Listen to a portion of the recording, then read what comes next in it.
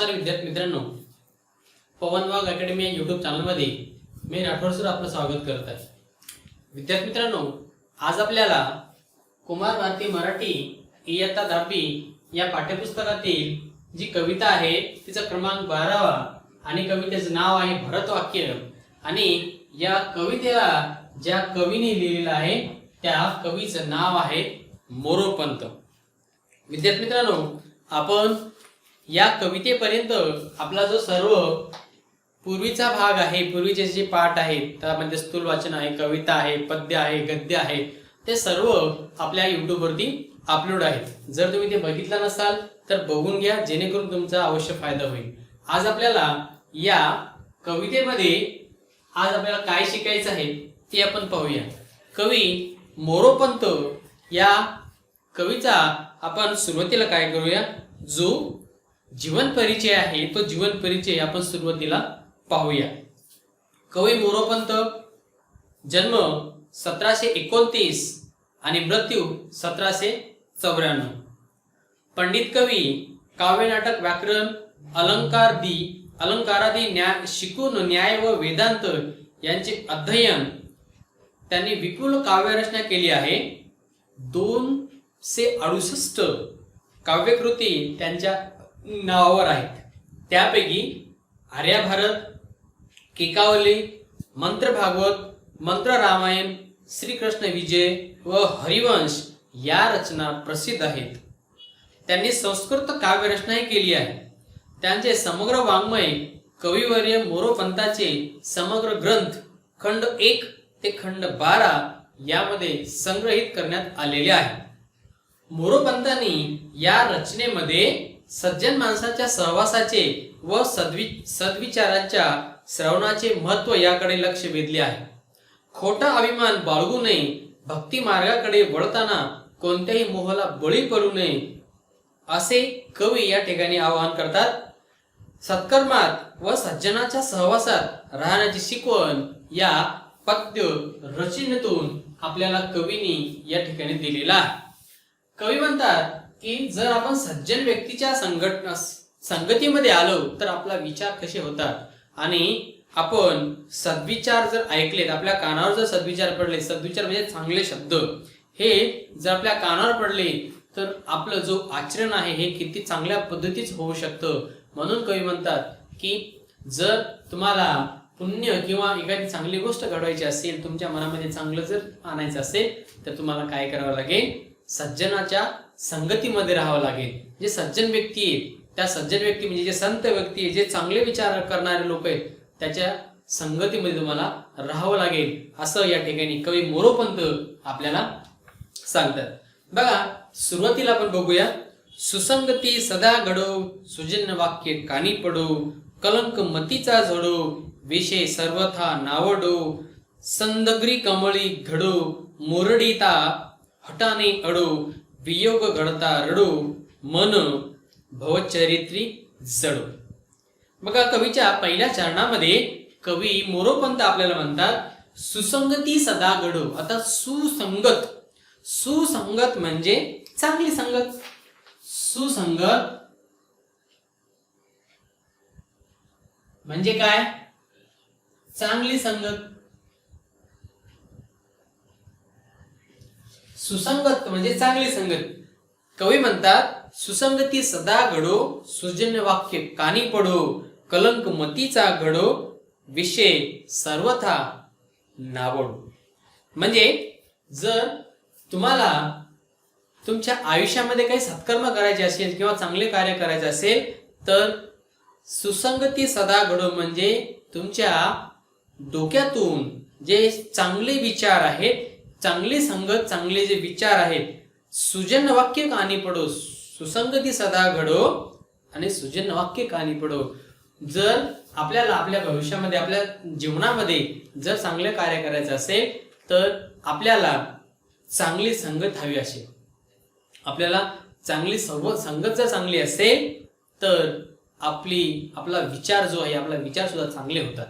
म्हणून आपली संगत कशी असली पाहिजे, चांगली असली पाहिजे। सुसंगती सदा घडो, सुजन वाक्य कानी पडो म्हणजे काय, सुजन वाक्य म्हणजे सुविचार, जर आपल्या कानावरती जर एकदम चांगले शब्द पडले, म्हणजे सुविचार म्हणजे काय, एकदम चांगले विचार, सुविचार म्हणजे चांगले विचार, आपल्या कानावर जर असे शब्द पडलं आणि आपली संगत जर एकदम चांगली राहिली, चांगली संगत जर राहिली, सुसंगत म्हणजे चांगली संगत जर राहिली, तर आपण काय करू शकतो, आपलं जो आचरण आहे, आपलं आचरण एकदम चांगल्या पद्धतीचं हे आपलं आचरण होऊ शकतं. म्हणून कवी या ठिकाणी म्हणतात, सुसंगती सदा घडो, सुजन वाक्य कानी पडो. म्हणजे तुम्हाला काय करो, चांगल्या व्यक्तीचं संगत घडो आणि तुमच्या कानावरती एकदम चांगले शब्द सुविचार पडो.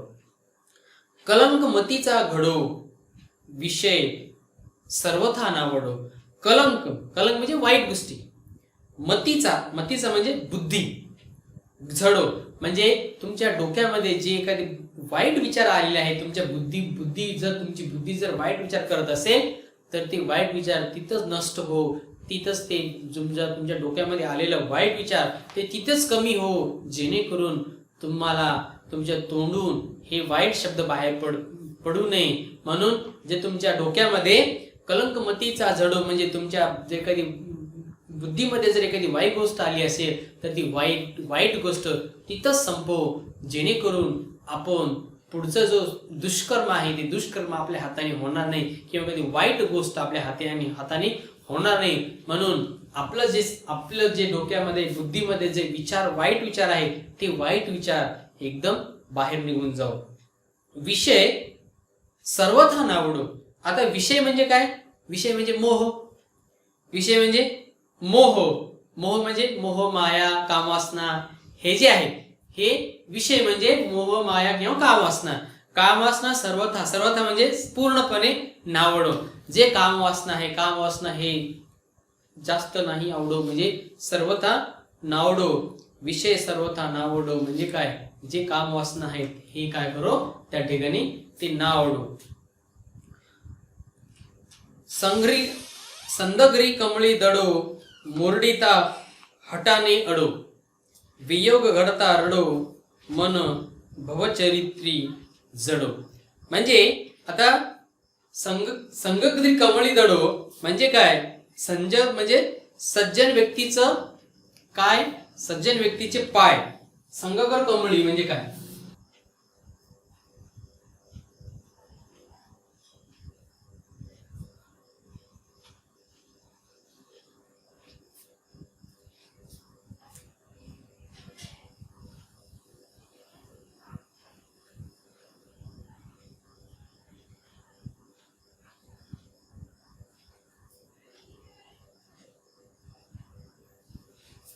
बघा काय दिलेलं आहे, संदग्री कमळी दडो, मुरडीदा हटाने अडो.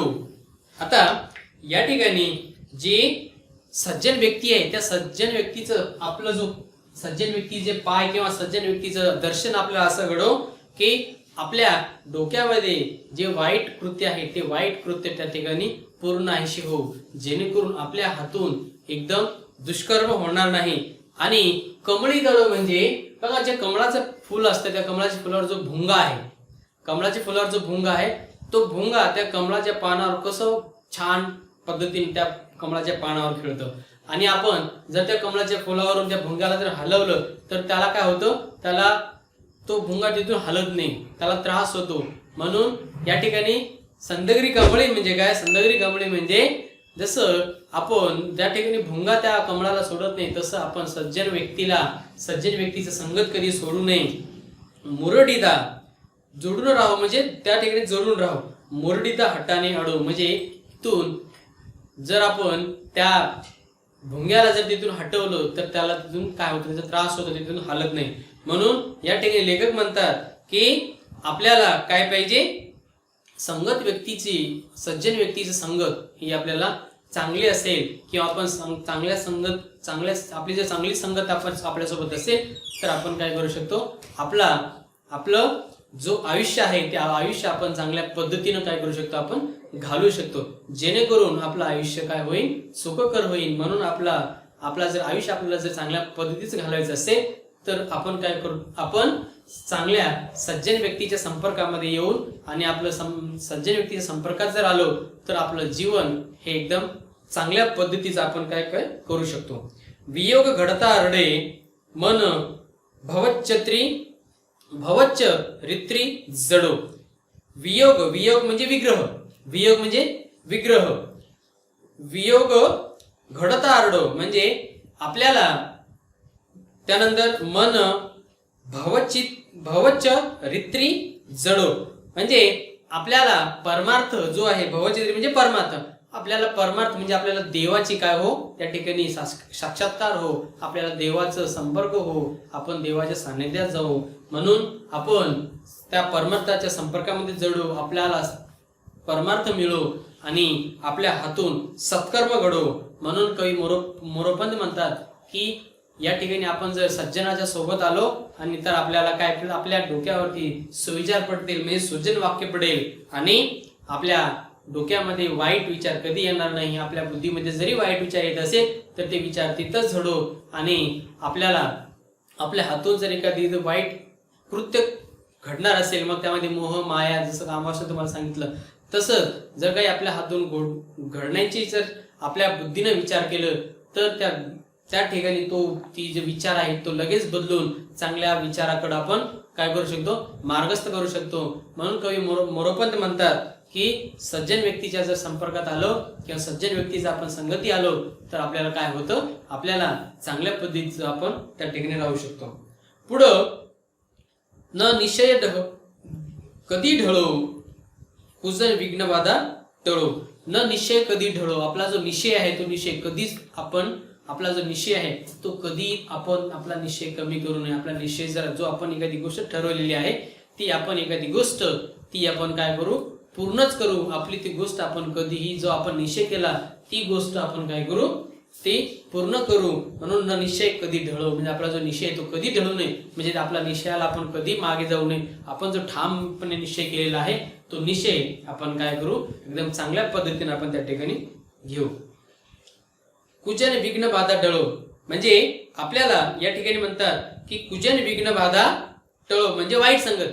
आपण आपला जो निश्चय केलेला आहे तो आपण जो निश्चय केला तो निश्चय एकदम चांगल्या पद्धतीचा हो, आणि जी वाईट संगत आहे, जी आपल्याला वाईट संगत लागलेली आहे ती वाईट संगत आपण सोडून चांगल्या संगतीच्या मार्गस्थ आपण काय करू, आपण लागू शकतो. म्हणून या ठिकाणी कवी मोरोपंत म्हणतात की कुजन विघ्न बाधा टळो म्हणजे आपली जी आपल्याला जी वाईट संगत लागलेली आहे आणि वाईट संगत ही एकदम लगेच टळो आणि त्या ठिकाणी आपल्याला चांगल्या संगतीच्या संपर्कात येऊ. न चित्त भजनी जळो मती सद्मुक्त मार्गी वळो. न चित्त भजनी, भजनी म्हणजे प्रार्थना, बरोबर, प्रार्थना म्हणजे आपल्या न चित्त भजनी जळो, आपल्या चित्त म्हणजे मनात, आपल्या मनामध्ये, चित्त म्हणजे काय, मनामध्ये, आपल्या मनामध्ये जे भजन मध्ये जे चांगले वाक्य आपल्याला ऐकायला मिळतात ते वाक्य आपल्या कानावर पडो, जेणेकरून आपलं जो आयुष्य आहे तो आयुष्य एकदम चांगल्या पद्धतीचं हो. म्हणून आपल्याला या ठिकाणी कवी मोरोपंत म्हणतात की न चित्त भजनी चळो म्हणजे जे भजनामध्ये जे आपल्याला वाक्य आपल्याला कानावर पडतात, जे आपल्याला ऐकायला मिळतं, जसं भजन असो कीर्तन असो, हे या दोन्ही स्थळामध्ये आपल्याला काय मिळतं की आपल्याला चांगल्या पद्धतीचे विचार आपल्या कानावर पडतात. म्हणून आपल्या मनामध्ये कधी वाईट विचार येऊ नये आणि न येऊ असं आपल्याला या ठिकाणी कवी मोरोपंत म्हणतात. मती सद्युक्त मार्गी वळो, मती सद्युक्त मार्गी वळो म्हणजे आपल्याला या ठिकाणी कवी म्हणतात की आपल्या डोक्यामध्ये जे चांगले मार्ग आहे ते चांगले मार्ग, वाईट विचार न येता आपल्याला चांगले मार्ग, चांगले शब्द आणि चांगला जो व्यवहार आहे आपल्याला आपल्या आयुष्यामध्ये घडो. आपल्या आयुष्यामध्ये जे चांगले वर्तन आहे ते चांगले वर्तन आपल्याकडून घडो, वाईट कृत्य आपल्याकडून न घडो. हे असं कवी या ठिकाणी आपल्याला काय म्हणतात, मोरोपंत आपल्याला या कवितेमध्ये सांगतात. स्वतत्व हृदया कळो दुराभिमान सारा गळो, पुन्हा हे मन हे मळो दुरित आत्मबोधे जळो. स्वतत्व म्हणजे मोठेपणा, स्वतत्व हृदया कळो म्हणजे आपला जो मोठेपणा आहे तो आपला मोठेपणा आपण काय करो, आपला जो मोठेपणा आहे तो त्याच ठिकाणी आपण ठेवू आणि दुराभिमान सारा गळो. आपला जो मोठेपणा आहे, आपल्या मोठेपणामध्ये आपण अनेक गोष्टी आपल्या मोठेपणामुळे आपण अनेक व्यक्तीला अनेक गोष्टी आपण काय करू शकतो, आपल्या जवळ घेऊ शकतो. म्हणून या ठिकाणी म्हणतात की स्वतत्व म्हणजे मोठेपणा जो आहे, आपला मोठेपणा आपण दाखवायचा की आपण जर आपला विचार हे सर्वाधिकार मोठा जर विचार असेल तर आपण छोट्या छोट्या चुका आपण असेच सोडून देतो. म्हणून मोठेपणा कधी दाखवलं पाहिजे माणसांनी, आणि लहान लहान विचार जर केलं तर आपल्या बुद्धीला न शोभणार ते कार्य आपण काय म्हणू शकतो, ते कार्य आहे आपण असं म्हणू शकतो. दुराभिमान सारा गळो. दुराभिमान सारा गळो म्हणजे जो आपल्या मनामध्ये जो गर्विष्ठपणा आहे, जो आपल्या अंगामध्ये जो गर्विष्ठपणा आहे, तो गर्विष्ठपणा आपल्यामध्ये काय होतं, आपल्यामध्ये येत असते.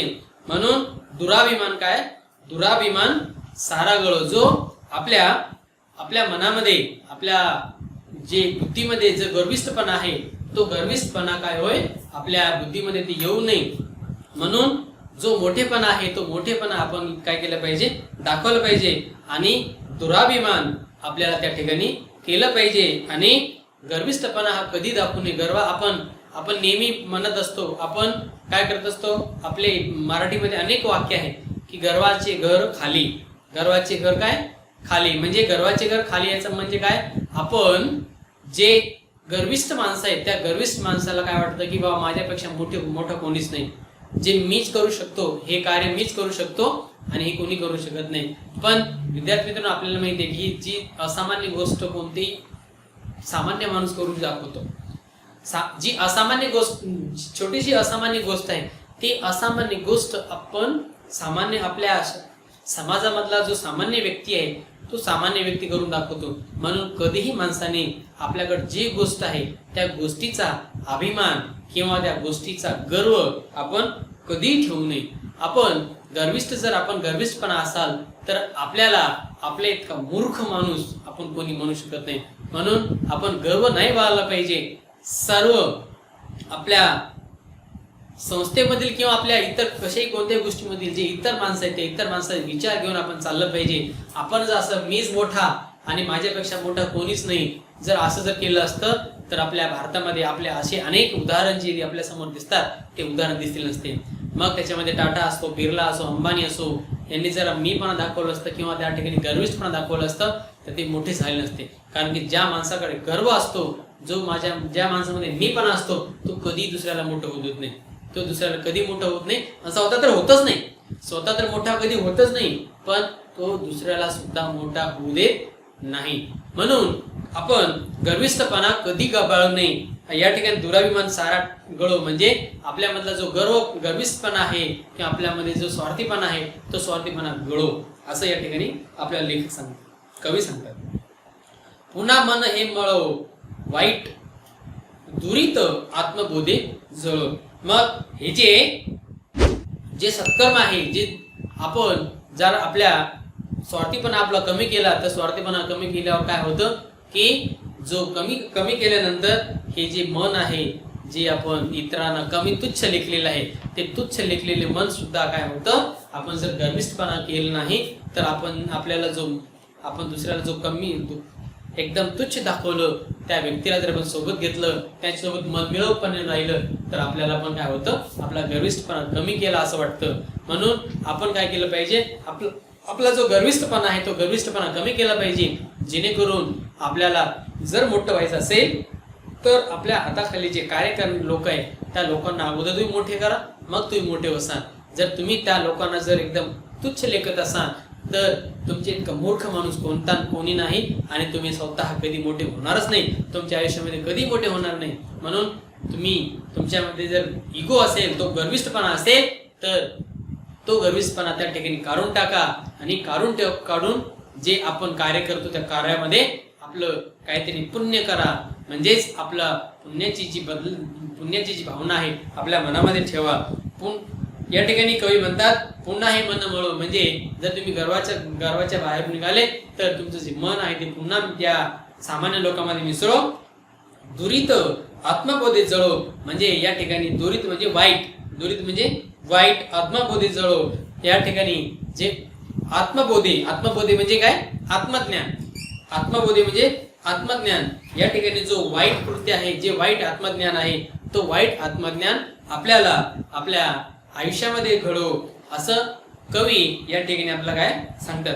विद्यार्थी मित्रांनो, आपण आपल्याला बघा काय असतं, माणसाची प्रवृत्ती अशी असते, एखादी वाईट सवय आपल्याला लावायला लागत नाही. आपल्याला वाईट सवय, आपल्या मनुष्य जातीमध्ये वाईट सवय कोणालाच लावायची गरज नाही, ते आपोआप लागते. जी वाईट सवय आहे ती आपोआप लागते. पण आपल्याला चांगली सवय लावायला आपल्याला स्वतःला लावावं लागतं, ती चांगली सवय. मग आपण काय करतो, चांगली सवय लावू शकतो. पण वाईट सवय लावायची गरज नाही, ती आपोआप लागते. कारण की ती संगत आपल्याला लागली, वाईट लोकांची संगत लागली. आता मला सांगा, तुम्ही दारू पिणाऱ्या लोकांना दारू पिया असं त्यांना शिकवायची गरज आहे का? जे लोक दारू पितात, त्या दारू पिणाऱ्या लोकांना आपल्याला त्यांना सांगायची गरज नाही की तुम्ही दारू पिया. ती वाईट संगत आहे, ती आपोआप लागते. पण तुम्ही त्याच लोकांना सांगा की तुम्ही दूध पिया, 1 ग्लास दूध पा. तुम्ही दररोज 1 ग्लास दूध पिणार नाही. ते म्हणतात की नाही, हे छोट्या मुलांचं काम आहे. दूध पिणं हे कोणाचं आहे? छोट्या मुलांचं काम आहे, ते आपलं काम नाही. मग म्हणून मी तुम्हाला सांगितलं की वाईट संगत ही आपल्याला लावायची गरज नाही. वाईट संगत ही आपोआप लागते. वाईट संगत काय आपल्याला आपोआप लागते. फक्त आपल्याला चांगल्या संगती काय करावं लागतात, आपल्याला लावून घ्यावं लागतात. वाईट सवयी कधीही लागतात आपल्याला फक्त चांगली संगत जी आहे ती चांगली संगत आपल्याला लावून घ्यावं लागतं. बघा पुढं, मुखी हरी वसो तुझी कुशल धामनावली. मुखी हरी वसो तुझी कुशल धामनावरी म्हणजे या ठिकाणी कवी म्हणतात की तुमच्या मुखामध्ये जर देवाचं नाव असेल, तुमच्या मुखामध्ये जर परमेश्वराचं नाव असेल, तर तुम्हाला कोणीही संपू शकत नाही. तुम्हाला कोणी संपू शकत नाही. तुमच्या मुखामध्ये काय असायला पाहिजे, परमेश्वराचं नाव शेवटी जर नेहमी असेल, तुमच्या मुखामध्ये जर देवाचं नाव असेल, तर तुम्हाला तिन्ही लोकांमध्ये कोणी पराजित करू शकत नाही. आता तिन्ही लोक कोण? तिन्ही लोक स्वर्गलोक, इहलोक, त्यानंतर पाताळ. तिन्ही लोकांमध्ये तुम्हाला कोणीच हारू शकत नाही. म्हणून मुखी हरी वसो तुझी कुशल धामनावले. जर तुमच्या तोंडावर जर परमेश्वराचं नाव असेल, तुम्ही परमेश्वराला नामस्मरण करत असाल, तर तुम्हाला कोणीच हारू शकत नाही, तुम्हाला कोणीच माग पाडू शकत नाही. म्हणून शेवटी जर आपण सज्जनाचे जेव्हा विचार आपल्या कानावर पडतात, आपल्याला दुर्जनाचा विचार कधी कानावर पडायचे नाही, वाईट विचार आपल्या कानावर कधी येऊ द्यायचे नाही. सत्कर्म करायचे आणि चांगल्या गोष्टी आपल्या आचरणात आणायच्या, जेणेकरून आपला विचार हे काय असला पाहिजे, एकदम चांगल्या पद्धतीत असला पाहिजे. त्यानंतर क्षणात पूर्वीला जी सकल कामना मावली. आता क्षणात पूर्वीला जी सकल कामना मावली. आपण जर परमेश्वराचं जर आपण नामस्मरण करू, तर आपल्याला ज्या गोष्टी लागतील, आपल्या आयुष्यामध्ये ज्या गोष्टी लागतील, त्या सर्व गोष्टी आपल्याला परमेश्वर क्षणामध्ये पुरवतो. कशामध्ये? क्षणात पुरवतो. माऊली म्हणजे मनात असणारी, माऊली म्हणजे मनात असणारी. आपल्या मनामध्ये ज्या गोष्टी आहेत त्या सकल कामना म्हणजे सर्व गोष्टी आपल्याला क्षणामध्ये परमेश्वर आपल्या समोर आणून ठेवतो. पण आपली भावना एकदम शुद्ध पाहिजे. आपलं जे परमेश्वराचं नामस्मरण आहे ते पूर्ण शुद्ध पाहिजे. चांगल्या पद्धतीचं परमेश्वराचं आपण जर नामस्मरण केला, तर आपल्याला काय होतं, आपण सत्कर्माकडे जाऊ शकतो आणि आपल्या हातून चांगले कार्य घडू शकतात. म्हणून आपण परमेश्वराचं नामस्मरण जर एकदम उत्तम पद्धतीने केलं आणि ते सुद्धा निष्पाप वृत्तीनं जर आपलं नामस्मरण असेल, तर आपल्याला परमेश्वर कधीच कमी पडू शकत नाही. क्षणामध्ये आपल्याला ज्या गोष्टी पाहिजेत त्या गोष्टी आपल्याला लगेच त्या ठिकाणी उपलब्ध होतात. कृपा करीशी तू जयत्र निवास दासावरी. कृपा करीशी तू जगत्रय निवास दासावरी म्हणजे काय, त्या बघा या ठिकाणी काय झाले, जयत्रे निवास. आता जयत्रे निवास म्हणजे तिन्ही लोक, जसं मी तुम्हाला सांगितलं, तुम्हाला या तिन्ही लोकांमध्ये, मग स्वर्गलोक असो, इहलोक असो किंवा पाताळ असो, या तिन्ही लोकांमध्ये तुम्ही कुठेही जा, तुमच्यावर देवाची कृपा हे सतत राहील. जे आपण दास आहोत, आपण देवाचे दास आहोत, म्हणून आपल्यावरती परमेश्वराची जी कृपा आहे ती परमेश्वराची कृपा सतत राहील. आपल्यावर परमेश्वराची कृपा कधीच कमी होणार नाही. आपल्यावर ती परमेश्वराची कृपा काय सतत राहील. म्हणून आपण जर परमेश्वराचं नाव एकदम चांगल्या पद्धतीने घेतलं तर आपल्याला परमेश्वर कधीच कमी पडू देत नाही. तशी प्रकट हे निजाश्री त्यांना सदा सावली, तशी प्रकट हे निजाश्री तजना सदा सावली. म्हणून तसं जर आपण चांगल्या पद्धतीचं जर आपण परमेश्वराला नामस्मरण केलं तर तसं परमेश्वर आपल्या समोर प्रकट होऊन आपल्याला सदा म्हणजे आपल्याला सतत आपल्यावरती आपल्याला सावरून घेतं. आपल्यावर कोणती अवकृपा येऊ देत नाही. आपल्याला ज्या गोष्टी हव्यात त्या सर्व गोष्टी आपल्याला परमेश्वर आपल्याला उपलब्ध करून देतं. मग त्याच्यामध्ये अन्न असो पाणी असो या सर्व जे नैसर्गिक गोष्टी आहेत ज्या परमेश्वराच्या हातामध्ये आहेत त्या परमेश्वर आपल्याला कोणत्याच गोष्टीची कमी पडू देणार नाही. म्हणून आपण नेहमी जर परमेश्वराचं स्मरण केलं आणि ते पण इमान ईद्वारे केलं, नाहीतर काय होईल, धन देवळात चित्त पाय देणार. काय होईल, धन देवळात धड देवळात आणि चित्त कुठं पाय देणार. म्हणजे हे काय, आपण देवाच्या दरबारामध्ये आपण देवाची प्रार्थना करत आहोत आणि आपलं जे चित्त आहे म्हणजे आपलं जे मन आहे ते आपल्या पायथ्यानात्म आहे. म्हणजे कोणीतरी माझं चप्पल चोरीला माझं चप्पल कोणी नेल का चोरीला, आपण परमेश्वराच्या दारामध्ये आलो. जर आपल्याला परमेश्वरावर जर विश्वास असेल तर आपल्या चपला कोण येणार नाही. म्हणून आपलं अशी गोष्ट होऊ नये की धड देवळात आणि चित्त पायथ्यानात अशी गोष्ट होऊ नये. म्हणून आपलं जो चित्त आहे आपण परमेश्वराचं नामस्मरण करत असताना आपण प्रत्येक वेळेस आपण हे इमानद्वारे म्हणजे एकदम पवित्र मानाने आपण निष्पाप मनाने आपण जर देवाचं नामस्मरण केलं तर आपल्याला कोणत्याच गोष्टीची आपल्याला परमेश्वर कोणालाच कोणत्याही लोकाला त्यामध्ये आपण त्या परमेश्वराचे दास तर आहोत हे सदा सर्वदा आपल्यावरती परमेश्वराची कृपा असेल. म्हणून आपण जर परमेश्वराची आपण जर चांगल्या पद्धतीने जर आपण देखभाल केली किंवा आपण नामस्मरण केलं तर आपल्याला परमेश्वर काहीच कमी पडू देत नाही. म्हणून या ठिकाणी कवी म्हणतात की मुखी हरी वसो तुझी कुशल धामनावली, क्षणात पूर्वीलजी सकल कामना पावली, कृपा करीशी तू जगत्रय निवास दासावरी, तशी प्रकट हे निजाश्रित नाम सदा सावरी. जर तुम्ही तुमच्या मुखावर जर परमेश्वराचं नाम असेल तर क्षणामध्ये तुम्हाला जी गोष्ट पाहिजे तुम्ही जे म्हणत असाल ती गोष्ट तुमच्या समोर येईल आणि त्या परमेश्वराची कृपा तुम्ही तिन्ही लोकांमध्ये तुमची तिन्ही जागा तिन्ही लोकांमध्ये तुमची जी परमेश्वराची कृपा आहे तुमच्यावर सतत असेल.